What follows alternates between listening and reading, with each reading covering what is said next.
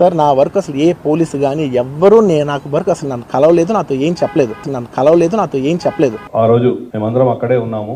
అల్లు అర్జున్ గారి మేనేజర్ సంతోష్ గారికి ఫస్ట్ లోపలికి వెళ్లి తెలియపరిచినవి ఏమంటే ఇక్కడ ఒక లేడీ చనిపోయారు, ఒక చిన్న పిల్లవాడు చాలా సివియర్ గా ఇంజూర్డ్ అయ్యారు, సిచ్యువేషన్ అనేది కంట్రోల్లో లేదు, మీకు ఇబ్బంది అయ్యే అవకాశం ఉంటది అని చెప్పడం జరిగింది.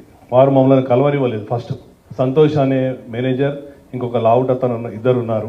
ఆ ఇద్దరు మమ్మల్ని కూడా, నేను మా SHO ఇద్దరం దగ్గరికి వెళ్ళి చెప్పాము, మేమే తెలియపరుస్తాము, మాకు చెప్పండి. సరే మీకే తెలియపరుస్తాము, మీకు చెప్పాము, మీరు వెళ్ళి చెప్పండి అంటే కూడా వాళ్ళు వెళ్ళలేదు. అదే సమయంలో మా DCP సార్ కూడా కింద ఉన్నారు.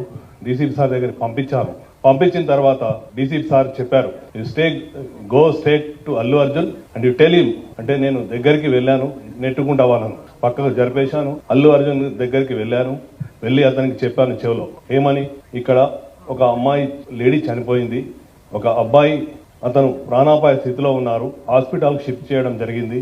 మీ గురించి, మీరు సెలబ్రిటీ కదా, మా ఆఫీసర్స్ అందరూ మీకు క్రౌడ్ను పక్కకు జరిపి రూట్ క్లియర్ చేశారు, దయచేసి మీరు ఇళ్ళకెళ్ళి ఖాళీ చేయండి అంటే నేను సినిమా చూసినాకనే వెళ్తానని చెప్పాను.